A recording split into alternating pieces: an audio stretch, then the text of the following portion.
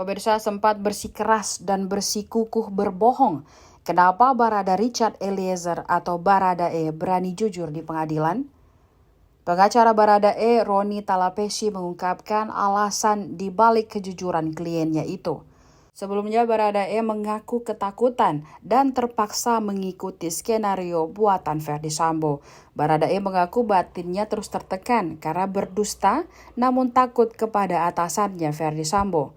Tekanan batinnya makin parah saat dirinya mengaku terus memimpikan pria mirip Brigadir J yang tidak lain adalah seniornya itu.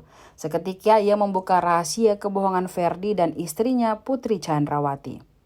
Baradae mengaku menyesal melaksanakan perintah Ferdy Sambo untuk menembak Brigadir J.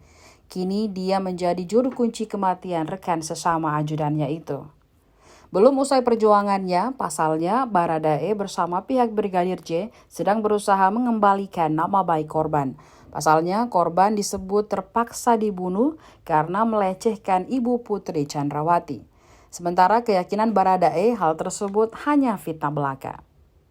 Baradae juga menceritakan sempat menghubungi keluarganya dan kekasihnya karena terlalu takut. Eliezer meminta keluarga merelakan dirinya jika kelak terjadi apa-apa. Saat itu posisi Baradae belum berani jujur karena terus dipepet Ferdy Sambo dan dijanjikan keamanannya.